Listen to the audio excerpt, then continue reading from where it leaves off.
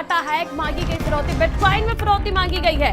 Cyber हमले से पूरी टिकटिंग की जो व्यवस्था है वो ध्वस्त हो गई है। 2 दिन में रकम न देने पर रकम बढ़ाने की धमकी, रकम न देने पर फिरौती 80 करोड़ करने की धमकी। परिवहन निगम की वेबसाइट के सर्वर पर साइबर हमला, निगम के जीएम ने कल रात एफआईआर दर्ज कराई। साइबर क्राइम थाने में एफआईआर दर्ज कराई है। रकम न देने पर फिरौती 80 करोड़ करने की धमकी दी गई है। परिवहन निगम की वेबसाइट के सर्वर पर साइबर हमला, परिवहन निगम का डाटा हैक कर मांगी गई फिरौती। बिटकॉइन में 40 करोड़ की फिरौती मांगी गई है। साइबर हमले में पूरी टिकटिंग जो व्यवस्था है वो ध्वस्त हो चुकी है। 2 दिन में रकम न देने पर रकम बढ़ाने की धमकी, रकम न देने पर फिरौती 80 करोड़ करने की धमकी। परिवहन निगम की वेबसाइट के सर्वर पर साइबर हमला, निगम के जरिए जीएम ने कल रात एफआईआर दर्ज कराई। साइबर क्राइम थाने में एफआईआर दर्ज कराई है।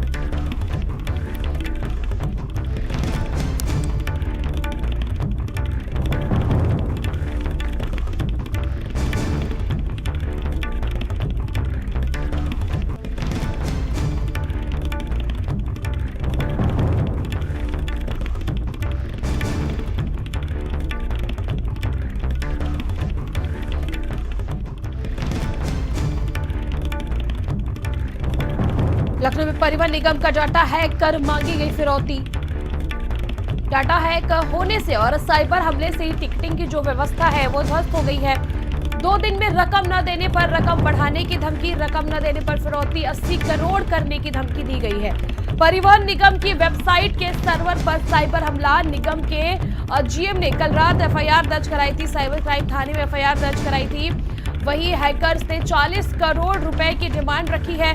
बिटकॉइन में ये डिमांड रखी गई है और डिमांड ये तो सभी हमारी जो परिवहन निगम की जितनी हमारी गाड़ियां हैं सब पर असर पड़ा है, क्योंकि हम लोगों ने 100% जो है ऑनलाइन मैंने ई मशीन से टिकटिंग करते थे और एक साथ जो है पूरे हैक हो गया है, पूरी डाटा उसका जो है डिस्ट्रॉय हो गया है।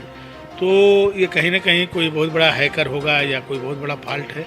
अभी हम लोग तत्कालिक व्यवस्था मैनुअल के किए हैं, 1 महीने तक के मैनुअल की व्यवस्था की गई है और इसकी जांच कराई जा रही है कि क्यों हुआ है, कैसे हुआ है, इसके पीछे कौन है, और इसका एफआईआर भी दर्ज करा दी गई है। विभागीय जांच भी हो रही है। दुर्भाग्यपूर्ण ये जो साइबर अटैक परसों देर रात 2 बजे के आसपास जो हुआ, उससे पूरी व्यवस्था ठप हो गई। उन्होंने हमारे जो डिज़ास्टर रिकवरी की व्यवस्था थी उसको भी एडवर्सली इफेक्ट किया।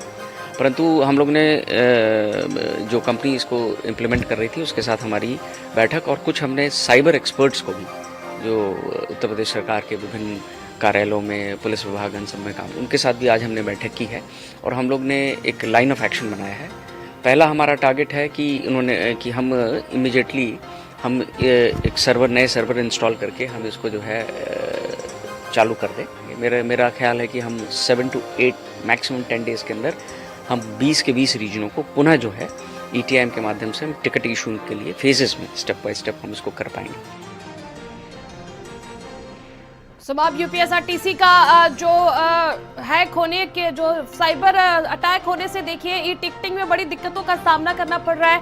ऐसे में किस प्रकार से जल्द निस्तारण और समाधान की ओर रुख किया जा रहा है? देखिए, जाहिर है कि जब साइबर अटैक होता है तो पूरी की पूरी वेबसाइट जो है वो हैक कर ली जाती है और यही हुआ है यूपीएसआरटीसी के साथ। और जो हैकर्स थे वो इतने शातिर हैं कि उन्होंने कोई अकाउंट में पैसा नहीं मांगा, किसी तरह से कैश नहीं मांगा, उन्होंने सीधे बिटकॉइन में पैसा मांगा है कि बिटकॉइन के रूप में इसको परिवर्तित करके पैसा दिया जाए, ताकि आने वाले समय में उन लोगों को कोई पकड़ ना सके या ये कहा जाए कि वो कन्वर्ट कर सके बिटकॉइन से वो उस पैसे को। तो अब जो उत्तर प्रदेश सरकार में मंत्री हैं या जो अधिकारी हैं, उन लोगों का साफ तौर पर यही कहना है कि इस व्यवस्था को जल्द से जल्द हम लोग फिर से शुरू कर देंगे, क्योंकि जिस तरह से ये साइबर अटैक हुआ है ये छोटी बात नहीं है, ये अपने आप में बड़ी बात है। परिवहन निगम की वेबसाइट हैक कर ली गई, वहाँ जो ई टिकटिंग की व्यवस्था थी पूरे प्रदेश में वो ठप हो गई, मैनुअल टिकट जो है वो दिए जा रहे हैं, 1 महीने तक मैनुअल टिकट की व्यवस्था रहेगी। तो इन तमाम चीज़ों की दुश्वारियों का सामना विभाग को कहीं ना कहीं करना पड़ रहा है। लेकिन जो हैकर्स हैं उनके हौसले इतने बुलंद हैं कि उन्होंने एक विभाग की, उत्तर प्रदेश सरकार के एक विभाग की वेबसाइट हैक कर ली और फिरौती जो है वो 40 करोड़ रुपए मांगी है, और इसको 80 करोड़ भी कहने की बात कही जा रही है कि इसको 80 करोड़ रुपए भी हम कर सकते हैं 2 दिन में, अगर रकम नहीं दी गई फिरौती की तो जाहिर है कहीं ना कहीं ये जो है वो बहुत बड़ी जांच का विषय है। और ये जांच में देखिए क्या कुछ निकल कर सामने आता है, ये आने वाले समय में पता चलेगा। पुलिस एक्टिव है इस पूरे मामले को लेकर और पता लगाया जा रहा है कि किस आईपी एड्रेस से ये हैक किया गया, कहां से हैकर्स ने जो है वो सेंधमारी की है।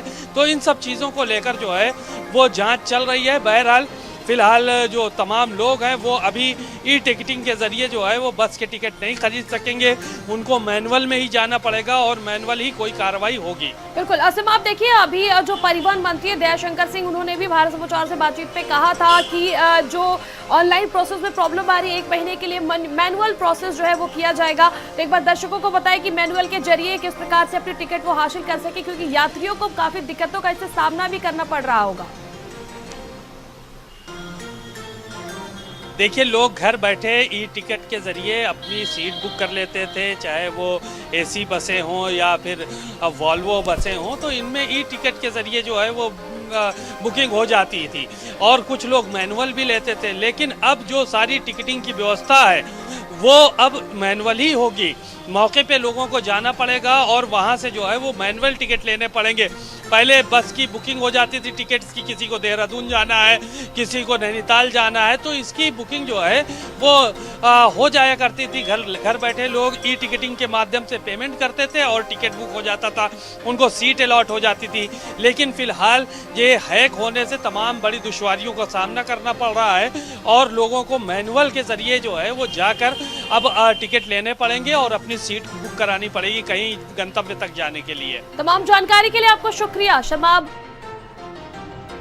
और अखिल।